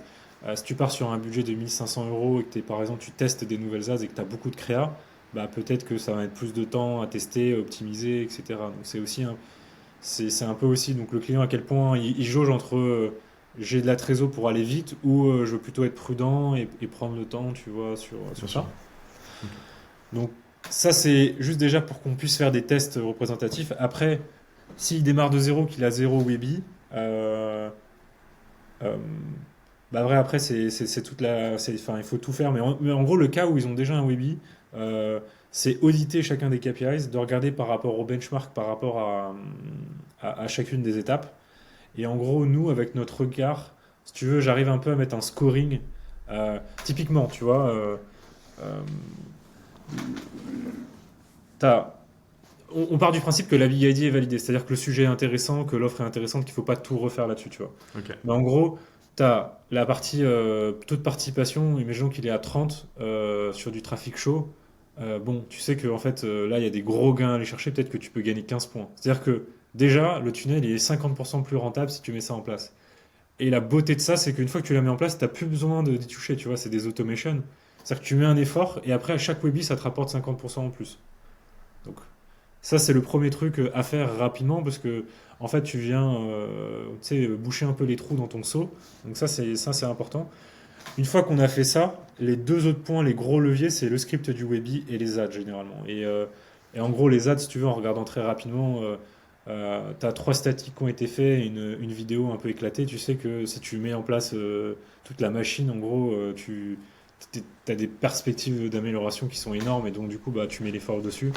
Euh, mais du coup, ouais, automation pour augmenter le taux de participation. Après le script du Webby, regarder toutes les grosses erreurs, les trucs qui peuvent s'améliorer. Et après mettre un gros effort sur les ads. Euh, donc, je te le refais un peu différemment, mais souvent c'est de construire un Webby qui est rentable. La première étape du business. Deux, c'est le scaler avec les ads. Et étape 3, c'est comment essayer de l'automatiser, passer un peu moins de temps, être moins dépendant de l'organique ou moins dépendant du live, en gros. Ok. C'est un peu les trois niveaux d'un Webby euh, pour nos clients ou même sur le marché. Ok, ok. Je vois, je vois. Pour toi, il faut. Alors, c'est différent quand c'est lancé, etc. Mais on reprend le point zéro. On démarre, on fait le premier Webby. Il faut lancer les ads à J plus combien pour toi? Ça dépend du budget. Donc, si tu as un petit budget, en fait, plus tu dépenses par, tu vois, J-3, J-2, J-1, plus les gens sont encore chauds et se rappellent de toi, donc plus ça augmente ton taux de participation et plus ça peut augmenter ton taux de vente. Tu vois? Ok. Donc, si tu as prévu de dépenser 500 euros, t'as pas besoin de démarrer 10 jours avant. Je te donne un exemple Ouais, concret. Par exemple, vas-y. là, on est le 26 février. Nous, on a prévu en gros J plus 12, J plus 13. On va lancer le premier Webby le 9 mars et on va lancer les ads là, du coup, dans 2 jours. Concrètement. C'est des toutes nouvelles ads, tu les as jamais testées, le compte, le Bah, BM, tout ça, le setup? ouais, nouveau BM par contre, ouais. Nouveau Ouais, BM, donc il va falloir voilà. faire chauffer un peu le pixel. Et on va déployer 3 000 € en gros en ads. Le but, c'est de déployer 3 000 € en ads, là, pour le premier Webby. Euh, ouais, pour un premier Webby. Ok, bah dans ce cas, très bien. Là, la particularité de ton cas, c'est que tu as un nouveau BM, donc du coup, déjà, tu vas avoir des limitations de spend au début. Ça Mhm. se trouve, tu vas pouvoir dépenser que 20 euros le premier jour, 30 euros, 40 euros. Et donc, du coup, si tu démarres à J-4, bah, tu dépenses rien. Ouais. Tu vas pouvoir un petit peu jouer sur le pixel. Et après, en gros, ce qu'il faut, c'est que tu pas une dépense linéaire, mais que tu augmentes sur la fin, en gros. Ouais, Donc, complètement. Bah, de toute façon, c'est ce qu'on comptait faire, hein. De toute façon, au départ, euh, vu qu'on commence un peu en broad, on fait chauffer le pixel, on dépense allez, 20, 30 € par ouais. jour. Et puis après, une fois qu'on a. Enfin, on vient scaler progressivement, quoi. Voilà, donc dans ton cas, J-12, ça peut faire sens par rapport à ça. Si t'as... Après aussi, en plus, tu vas tester des nouvelles créas, donc Ouais. c'est-à-dire qu'il y a besoin, en plus, tu rajoutes de la difficulté. Mais quand tu es un peu plus en run, en gros, quand tu as un budget qui est allé vers les 3000, tu peux démarrer à J-7. Quand tu as un budget qui est plus petit, tu peux démarrer à J-4, J-3. Même ta tête, des gens, ils dépensent 500 euros par Weeby. Tu peux dépenser en 2 jours, en fait. Et Donc on ça- revient à la même chose, faut avoir backtesté. Enfin, si tu as déjà un fond de roulement, tu as des créas ou des angles marqués, enfin, si tu as ton ouais. positionnement qui est déjà validé et que tu as déjà des créas qui ont déjà été backtestés, il n'y a pas de souci, tu peux démarrer un Webby J-4 concrètement, c'est ça que tu dis. Ouais, ouais. Et autrement, partant de zéro, pour toi, le nombre de jours idéal, c'est quoi exactement? Bah, à partir de J-7, c'est bon. Tu vois, au-delà d'une semaine, ça va. Enfin, en fait, entre quelqu'un qui s'inscrit à J-7 à J-1, si tu veux, le taux de participation, il peut être 30-40% supérieur. Donc, la conséquence, c'est que t'es- c'est OK d'aller chercher des leads à J-7, mais il faut qu'ils te coûtent moins cher qu'à J-1. Sinon, en fait, ton coût par participant, tu vois, il est Bien sûr. dégradé. Donc, en fait, dépenser plus tôt, ça n'a d'intérêt que bah, parce qu'en fait, Setup le BM, quoi. C'est quoi? Enfin, parce que oui, tu fais chauffer le pixel, enfin, tu testes tes créatifs, ton angle marketing. Ouais, mais quand tu es en run, c'est plus que, tu vois, si ton audience, elle est limitée, ou si tu veux, tu vois, avoir que des campagnes de retargeting, tu vois, par exemple, une campagne de retargeting, si tu mets 500 euros sur un seul jour, ça va peut-être être compliqué, alors que si tu mets 100 euros sur 5 jours, bah, tu vas pouvoir diffuser tranquillement et que faire du retargeting, tu vois. Donc, si tu as du capping sur tes audiences, par exemple, si tu es sur un marché où il y a des audiences qui sont très petites, bah, tu peux essayer de faire J-7, J-10, parce que tu sais que si tu concentres trop, tu vas pas avoir le temps de diffuser, tu vois. Ouais, c'est ça.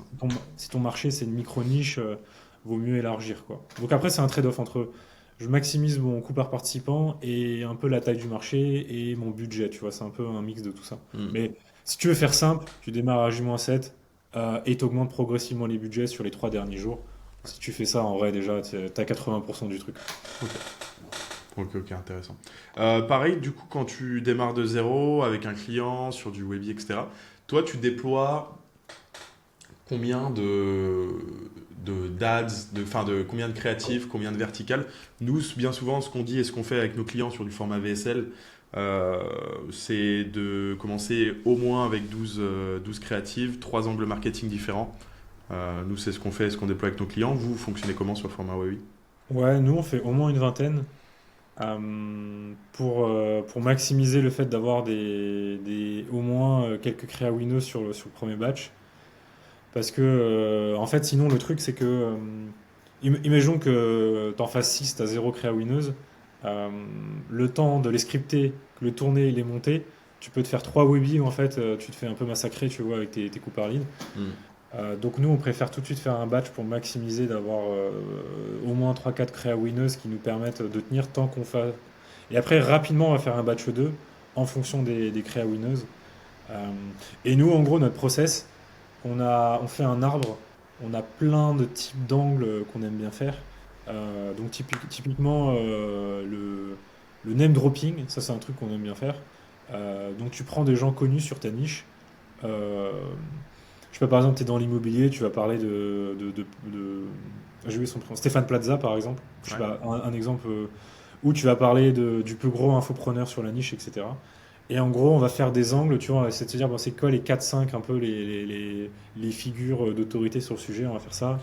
On va faire, euh, on va faire un angle avec les chiffres. Ça, c'est un truc, c'est un biais cognitif hyper basique, mais qui fonctionne bien. Euh, Là, par exemple, j'ai fait une ad pour mon agence où c'est 91% des infopreneurs qui lancent un webinaire fail. Et après, en gros, tu as un changement et je dis non, non, en fait, j'ai inventé le chiffre, c'est juste pour capter ton attention et j'explique un peu le truc. Mais les gens, ils kiffent les chiffres, tu vois, comme ça, sur les statistiques. Ils aiment bien, enfin, en gros, ils disent qu'ils en apprennent un peu plus sur le marché et du coup, ça les intéresse. Donc, nous, on a un peu, si tu veux, notre petite recette un peu comme ça avec cette façon un peu de faire des angles qui fonctionnent bien. Il y a les fausses solutions, les désirs, les trucs classiques, tu vois. Et dessus, on va en faire un certain lot. Et après, on a un process créatif pour identifier les créa winners, les décliner et les faire scaler, tu vois, fortement.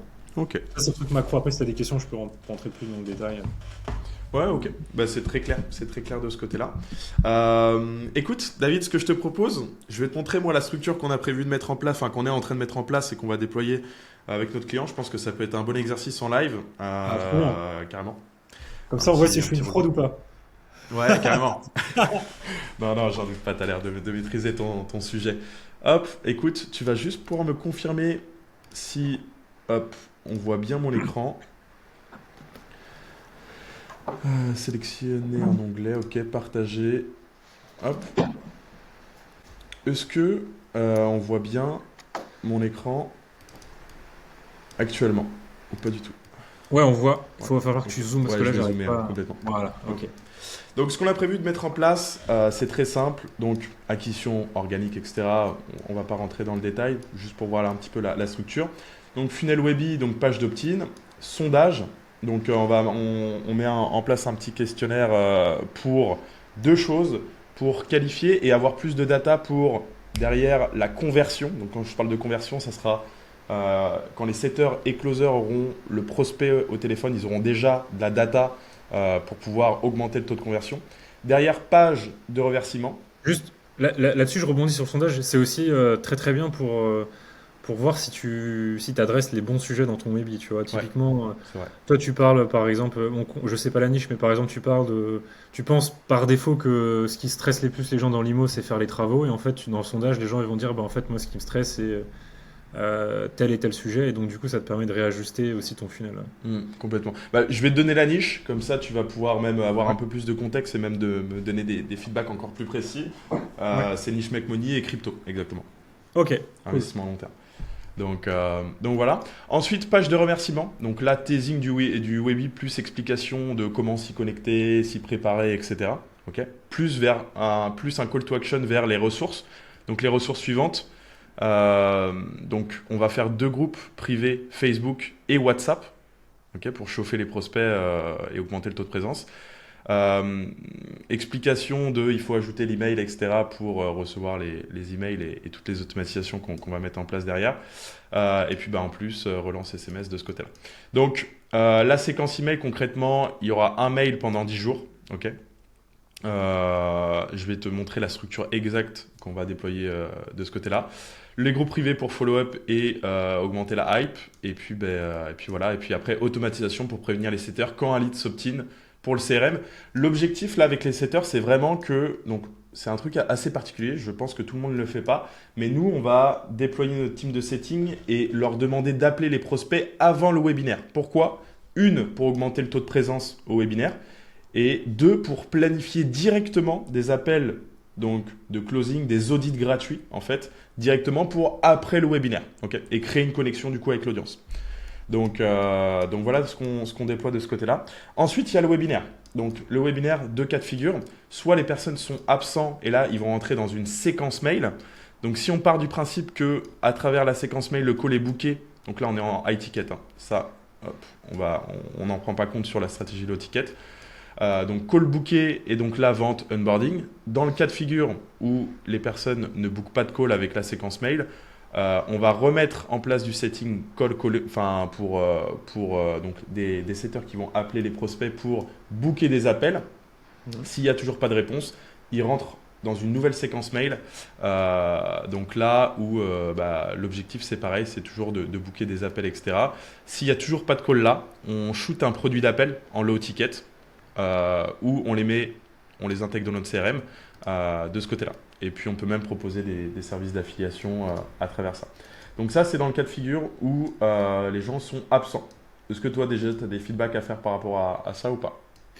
Bah écoute, t'as bien bossé. Si tu peux remonter un peu dans le tunnel. Ouais. euh, Tu veux dire au ouais, début? alors, ouais, juste là-dessus, je me disais Ouais. peut-être un SMS par jour. Moi, je trouve que c'est un peu pushy. Alors, Euh, ouais, je vais te montrer la structure. Là, c'est moi qui me suis mal exprimé. Tu verras après, on n'envoie pas ok, un SMS par jour. Je vais te ok. montrer la structure après. Ouais. Ensuite, le cold calling, donc du coup, ça c'est assez énergivore de le faire. Mais moi, j'aime bien, tu vois, j'aime bien cet esprit de faire du cold calling avant. Je trouve que c'est la bonne vibe si tu veux vraiment aller chercher tout l'argent qu'il y a. Et Mhm. effectivement, c'est intéressant pour planter la graine. Euh, tu peux même avoir une stratégie où en gros, tu essayes déjà de pré-booker le call post-Webi, tu vois. Bah, c'est Euh, c'est ce qu'on fait, hein, c'est l'objectif vraiment, hein, de ah oui, planifier, de programmer ok. déjà des Ouais. appels de vente pour après le webi. Ok, Avant le très bien. webi, ça on le fait avant, et le Ouais. but c'est de planifier déjà des appels pour après. Ok, bah nickel. Ouais, non, c'est nickel. Donc voilà.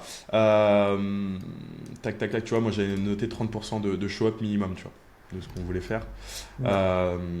Et puis bah, après, c'est un petit peu le même parcours là, sauf que pour les gens qui sont présents, hein, s'il n'y a pas de call booké, encore une fois, parce que là j'ai mis les. Faut pas prendre conscience de ça, là c'est pour la stratégie low ticket, ça. Pas de call booké, donc relance de call en setting. Si pas de réponse, relance sur WhatsApp. Et puis bah, après, s'il y a call booké, vente, onboarding. Et puis de ce côté-là, s'il y a un call booké, de toute façon c'est call de closing, vente, onboarding aussi de ce côté-là. Donc ça c'est la structure au global. Maintenant si on parle, on rentre un petit peu plus de manière micro sur tout ce qui est automatisation, séquence mail, etc. Donc avant Webi, jour 1, on fait un mail de confirmation, on donne accès au groupe privé, groupe privé Facebook, groupe privé WhatsApp, et là on vient envoyer un SMS de confirmation. Mhm. Ensuite, jour 2, donc là c'est storytelling pour instaurer de la crédibilité, autorité et confiance, donc storytelling du formateur. Jour 3, vidéo de valeur. Donc, Mhm. exemple, les 3 secrets, pourquoi 95% des gens perdent de l'argent en crypto, par exemple. Jour 4, case study et preuve sociale. Donc là, on met en avant les succès clients, les réussites clients.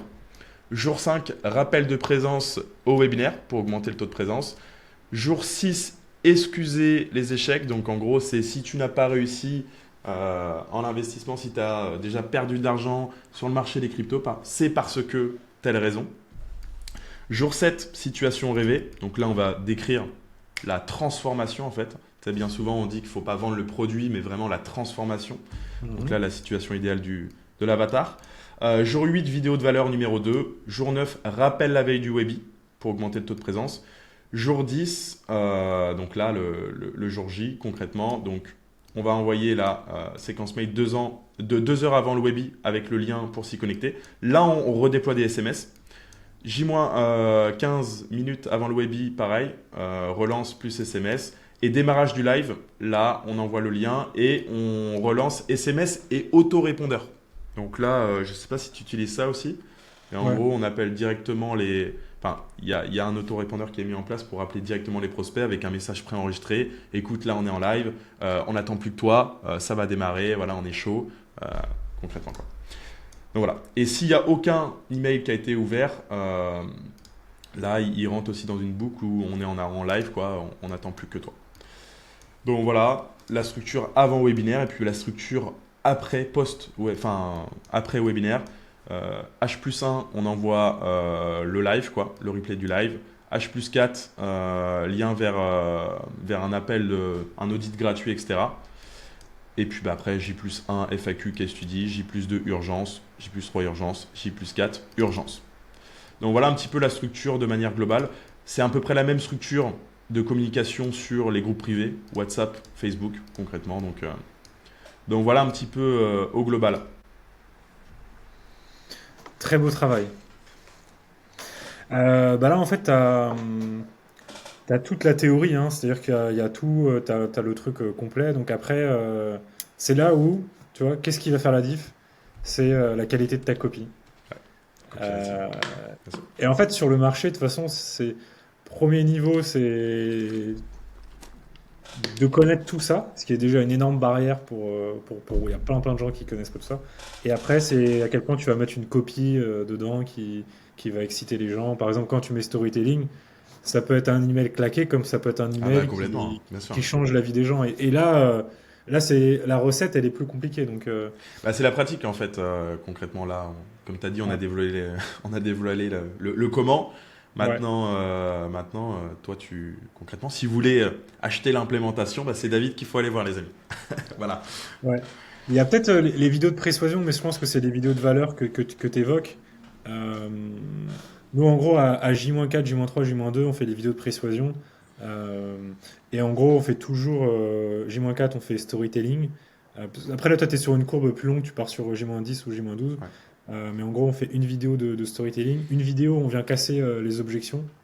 Euh, donc, en gros, on a une promesse qui est bold et souvent, ça implique des résistances. Et du coup, on veut casser ça en amont déjà un maximum. Où tu vas reprendre des éléments du Webi ou même peu importe, tu vois. Euh, et après, en gros, à J-2, on va appuyer sur le désir. Donc, on va vraiment appuyer sur ça, les exciter, leur donner envie, leur montrer à quel point c'est accessible et tout ça. Euh, Après, là, voilà. c'est vrai que c'est assez particulier parce que, comme je t'ai dit, c'est vrai que c'est un premier webinaire, donc on démarre à J+12 Ouais, pour faire chauffer le ouais. pixel, etc. Mm. Donc c'est pour ça qu'il y a autant de mails, etc.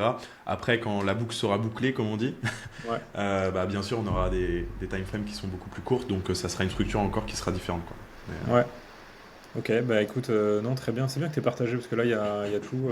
Après, je sais pas si tu as des questions particulières ou pas, mais moi, c'est Alors très bien. là, c'est plus toi te concernant. C'est vrai que ça m'a traversé l'esprit parce que, comme je te disais, je t'ai vu passer du coup en ads aussi. Mm. Et j'ai vu que tu optais pour une stratégie de notoriété. Donc, en gros, que tu partageais, tu mettais en avant si je dis pas de bêtises, c'est des réels que tu postais en fait, Ouais, hein, pour ouais. apporter de la valeur. Et donc, du coup, je pense pour te créer une audience qualifiée, du coup, si tu peux nous en dire un petit peu plus sur ta stratégie, toi, tu n'étais pas sur une stratégie de conversion, mais plus de notoriété. Pourquoi ce choix-là? Mm. Quels ont été tes insights, tes résultats d'ailleurs par rapport à ça? Ouais. Donc, c'est assez récent. Bah, donc, du coup, je me suis un peu inspiré de ce que Olivier Clovis y fait. Euh, Mais en gros, si tu veux, moi, au début, sur la création de contenu, c'était tout nouveau. J'ai testé plein de trucs. Tu vois, je m'inspirais un peu de ce qu'Alexandre Mouzy faisait. Je mettais un peu ma patte. Et après, de plus en plus, j'ai fait des contenus autour du Webi. Euh, et du coup, là, ce que j'ai fait, c'est que j'ai pris tous mes contenus en lien avec le Webi et je les ai boostés en termes de visibilité. Mhm. Euh, L'objectif, il est simple, hein, c'est de monter en autorité sur la thématique. Euh, Tu vois, les gens qui... C'est un marché où il n'y a pas non plus 50 acteurs, tu vois, et donc c'est C'est une vrai. stratégie où euh, tu te lances pas du jour au lendemain dans un projet Webi, tu vois, c'est quand même des gros budgets, c'est des tunnels. Enfin, pour un infopreneur, son tunnel de vente, c'est le cœur tu vois, du réacteur. Tu as besoin d'avoir de la confiance. La confiance, elle est vraiment clé. Et donc, euh, et donc mon objectif, il est là, tu vois. Et donc, en Ah, réalité, c'est un. Pardon. ouais, vas-y, excuse-moi, je t'ai coupé. Alors, les gens dépensent beaucoup d'énergie en créant le contenu, mais ils dépensent très peu d'énergie ou d'argent dans la promotion du contenu. C'est vrai. Et en fait, des fois, tu vois, je sais pas, t'as passé une journée à faire un tournage, t'as payé des monteurs, peut-être une agence, machin. Et en fait, en mettant 500 euros de budget, bah, tu peux avoir 5 fois plus de vues, tu vois. Et donc, en fait, le ROI, il est énorme, tu vois. Euh, donc, moi, c'est un peu comme ça que je le vois, tu vois. Et, euh, et du coup, ça me génère des vues sur mon profil. Et en fait, ce qui est intéressant, c'est que ça me génère des. Du coup, le CTA, ça optimise vers la vue de profil. Ouais. Donc, tu vois, j'ai mon coût par visite de profil. Dans l'eau, tu as des gens qui vont aller consommer d'autres contenus, donc ça me donne encore un peu plus de visibilité. Dans l'eau, tu as des gens qui vont cliquer sur mon lien dans ma bio. Et en fait, si tu veux, une vente de temps en temps me permet de financer ma montée en autorité. Donc, c'est ça qui est intéressant, c'est que à partir du moment où tu as un funnel dans ta bio, Insta, bah en fait, tu finances ta notoriété, tes followers. Et tu vois, bah, en gros, le truc, c'est que tu peux faire ça tourner pendant un an. Et, euh, et à la fin, je sais pas, je sais pas à combien je serai, mais je serai peut-être à, tu vois, à 8000 followers sur un sujet assez niché quand même. Et ce sera autofinancé par les quelques ventes que j'aurai eues sur les gens qui auront cliqué sur le lien dans la bio. Et, euh, et après, bah, ces audiences-là, tu les monétises de plein de manières. Tu as plus de crédibilité, tu peux faire du setting, etc. Carrément. etc. Carrément, Et- carrément. T'as déjà pu traquer, voir un petit peu le retour sur investissement que ça a pu te générer en termes de ROAS par exemple, ou t'as réussi à traquer, parce que ça doit pas être simple quand même en campagne de notoriété Ouais, de ouais, traquer c'est tout c'est- ça. c'est compliqué. En vrai, j'ai dépensé des petits budgets. Par contre, ce que j'ai observé, c'est que depuis que j'ai mis ça en place, alors tout le monde voit ma tête. Euh, Bah là, par exemple, j'étais en réu, enfin, tu sais, sur le Mastermind, tu vois, et je crois qu'on était une quinzaine. Il y avait 4 personnes qui avaient vu mes Reels. Ou, Passé déjà, ouais. et, euh, et en fait, c'est pas très palpable. C'est aussi pour ça que beaucoup de gens ne le font pas. Euh, mais si tu veux, si des gens dans mon cœur de cible me voient, je sais pas, 3 4 fois par semaine, moi, j'ai déjà gagné, tu vois, par rapport au coût que ça C'est représente vrai. en termes de recommandations, etc. Donc, j'ai pas encore de ROS. Par contre, tu vois, ce que je peux te dire, c'est que les 2 derniers leads que j'ai eus, ils ont, in fine, ils n'ont pas pris de rendez-vous grâce à ça. Ils ont pris grâce à Tu mes les as ads. chauffés et tu les as nurturés, quoi. Exactement. Et tu vois, il y en a un, il m'a dit, j'ai vu 12 de tes vidéos, tu vois. Ouais. Euh, donc forcément, la posture, c'est pas la même. Donc j'ai pas encore de chiffres concrets. Par contre, euh, ce que les gens, enfin, le truc vraiment à retenir, c'est si tu mets beaucoup d'efforts en création de contenu, mais aussi de l'effort dans la promotion, quoi. Euh, voilà, c'est un peu mon parti pris, tu vois.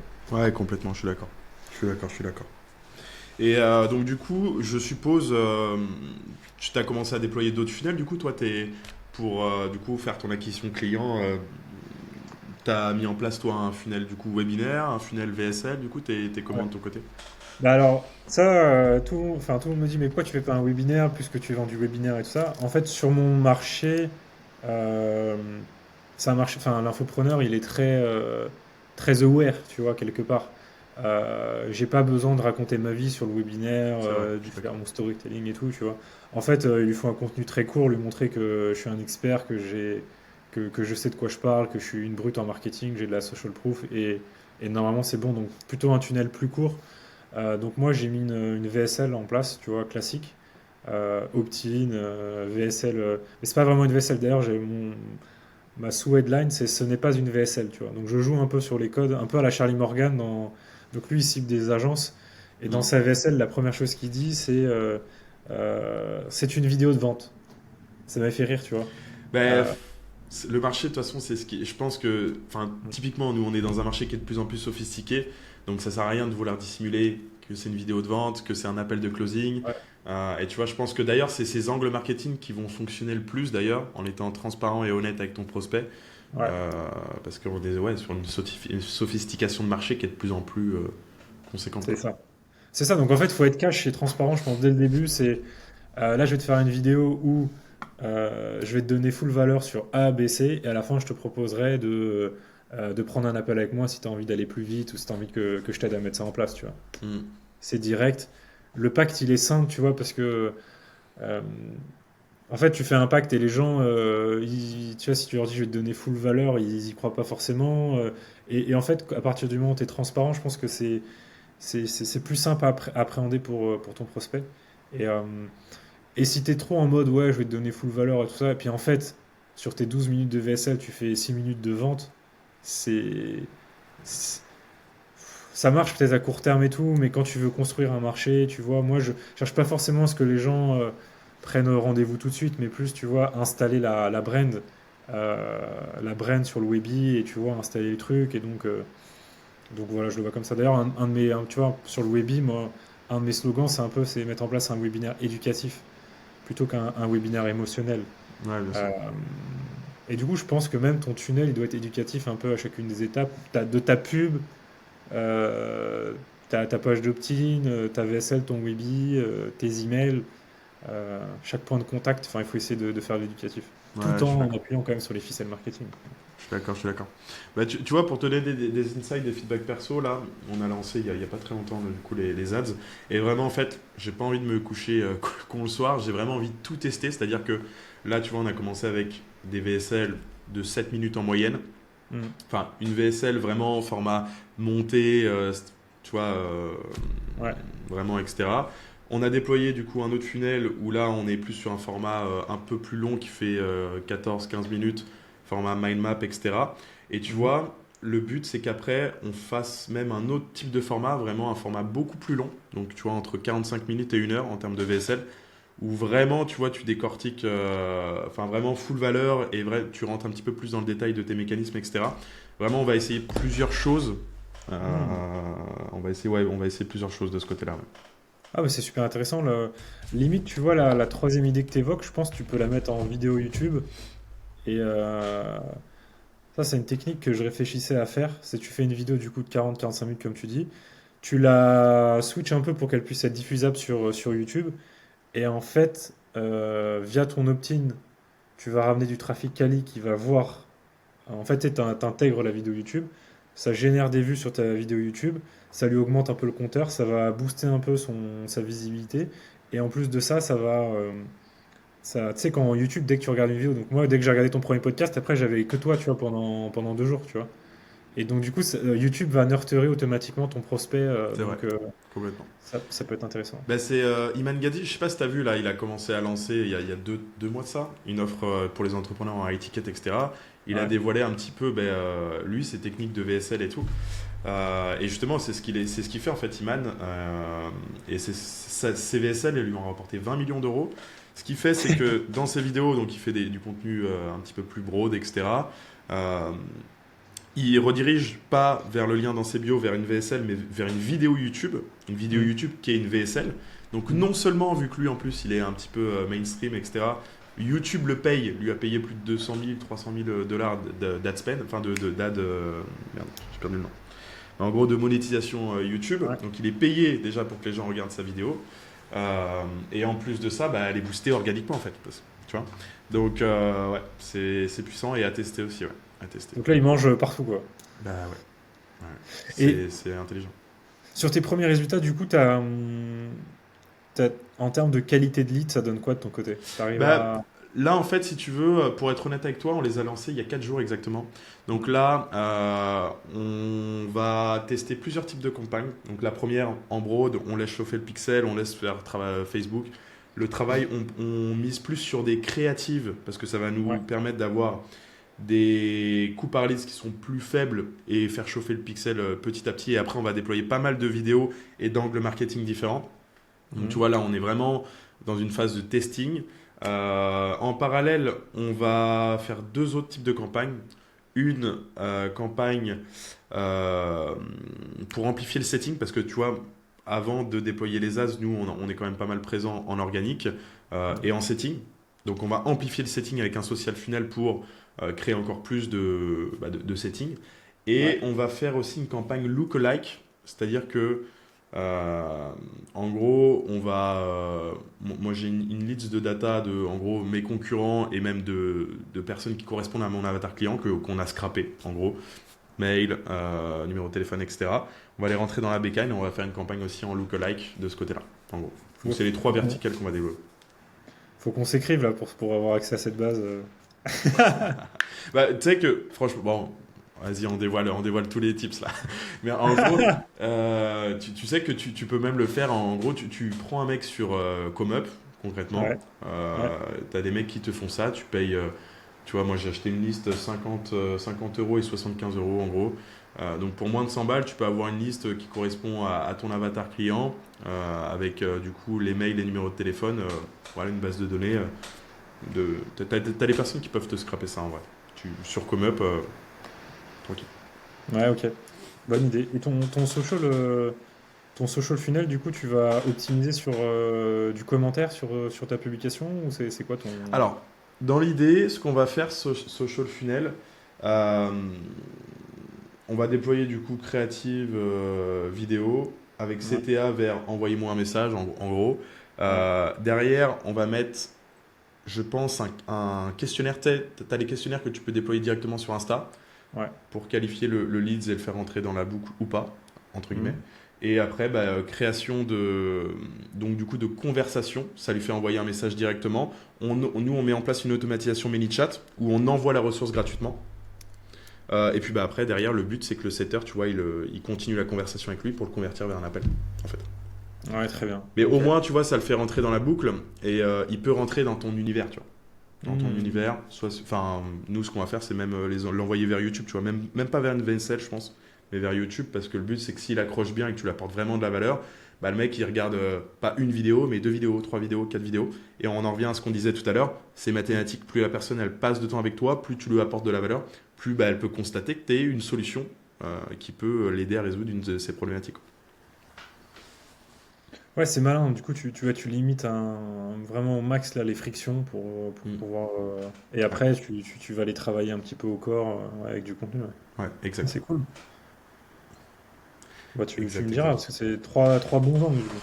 Bah ouais, c'est ça, on teste, on teste, et puis bah, c'est pareil, même sur la première campagne un peu broad qu'on fait, il y a des adsets qu'on déploie aussi en retargeting aussi, tu vois. Je pense que c'est les premiers trucs que tu dois faire quand tu commences de zéro, retargeting, lookalike, c'est pas très scalable, tu vois, à premier abord.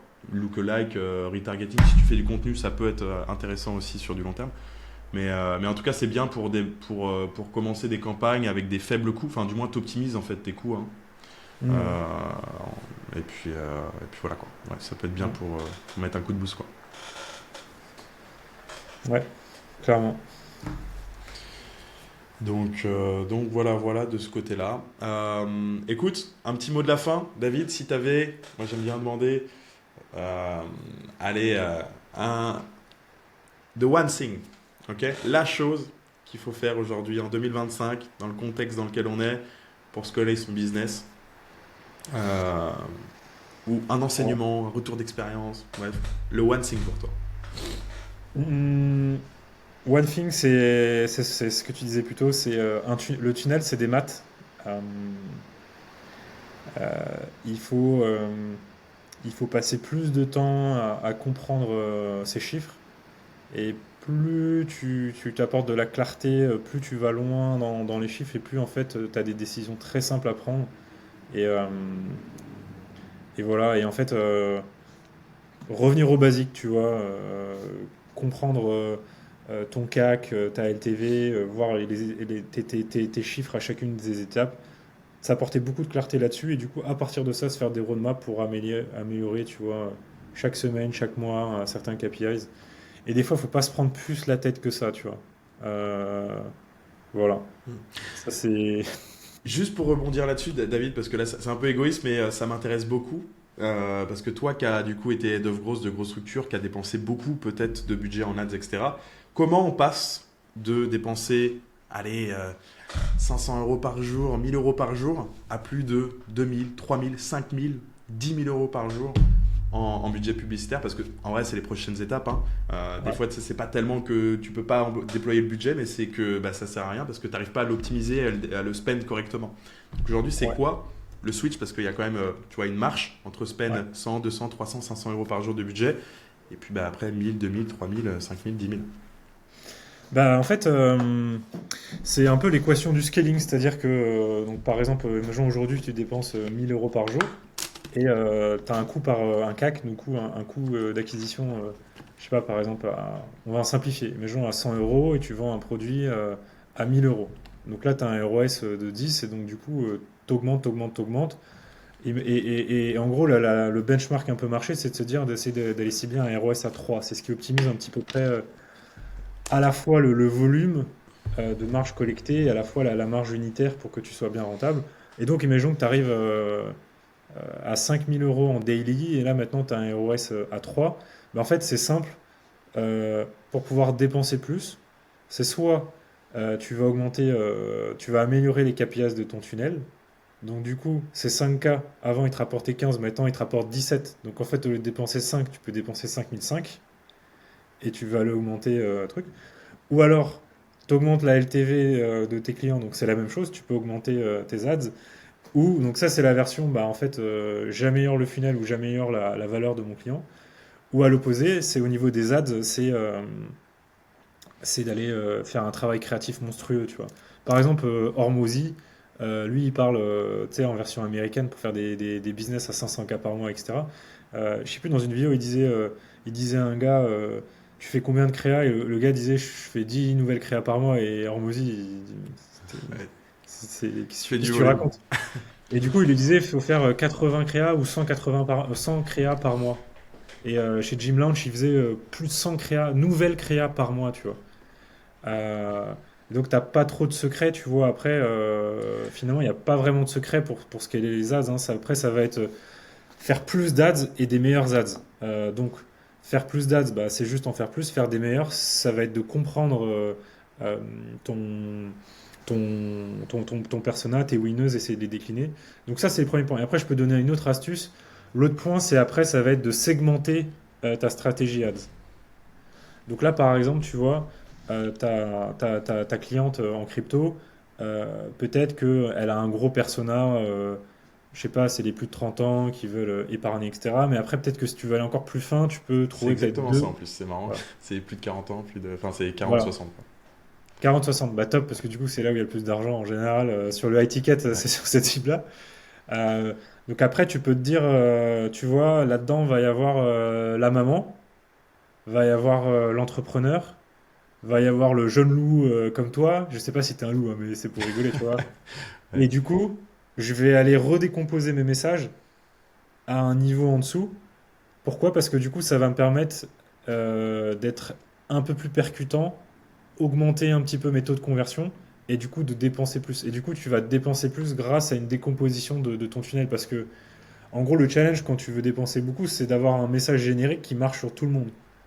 Et à des moments, bah, en fait, tu vas pouvoir le redécomposer un petit peu pour pouvoir aller appuyer et avoir des messages spécifiques sur un persona, tu vois. Et là, ça peut, donc par exemple, tu vois, sur la maman, tu vois, ça peut être, tu vas pouvoir faire des ads spécifiques maman, donc en disant, bah, Carrément.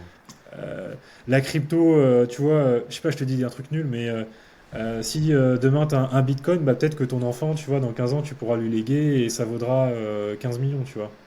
Alors que, tu vois, peut-être sur nous, ça marcherait pas du tout.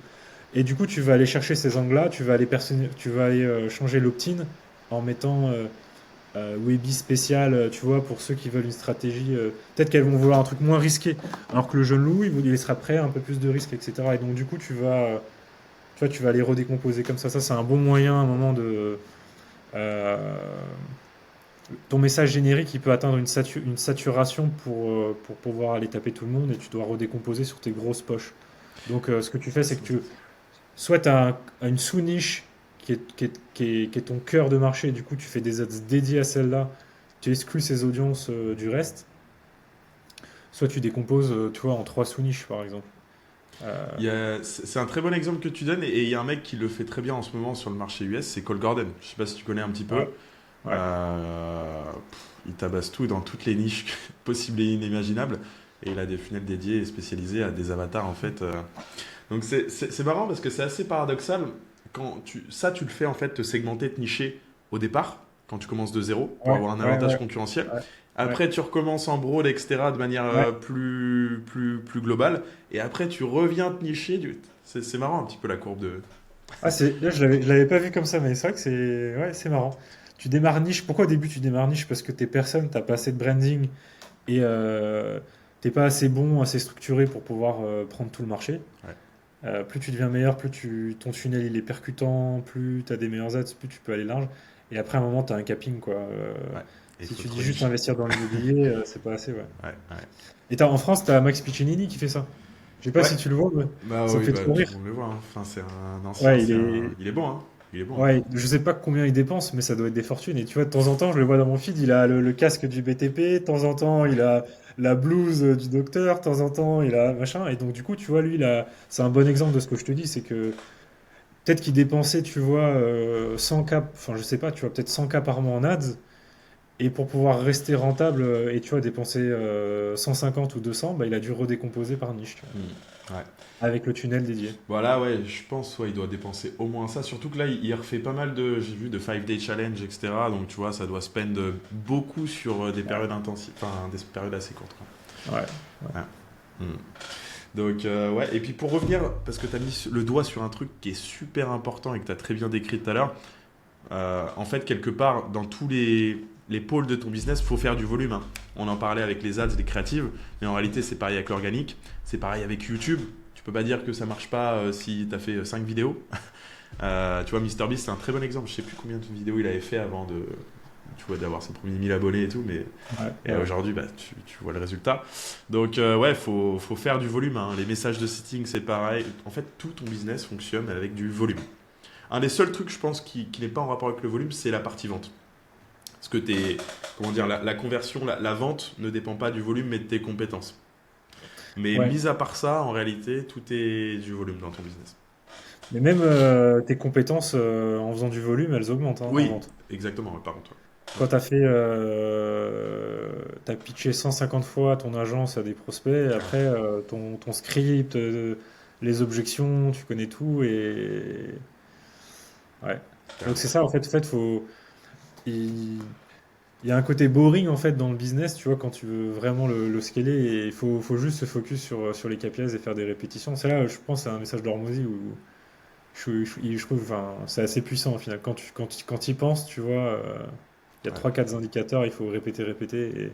Et il faut être patient, tu vois, il faut attendre 2 3 ans aussi. Parce que tu as des Et effets oui, composés. ça, les gens l'oublient, mais c'est vrai que la patience, le long terme, c'est un game long Ouais. terme, le business.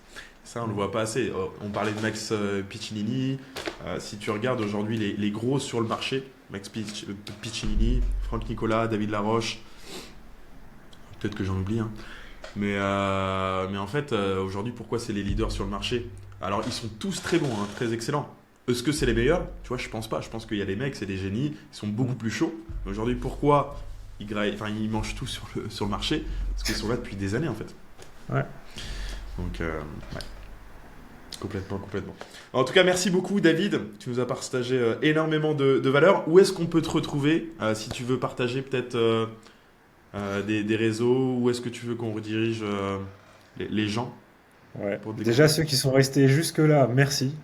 Ça veut dire qu'ils kiffent le marketing. Bah, mon Insta, en gros, sur mon Insta, donc IAM, David Varol, Varol. Et j'essaye de partager un contenu tous les jours ou tous les 2 jours sur le marketing, sur le Webi, sur les ads, en gros, sur le scaling, exactement le type de discussion qu'on a eu, tu vois.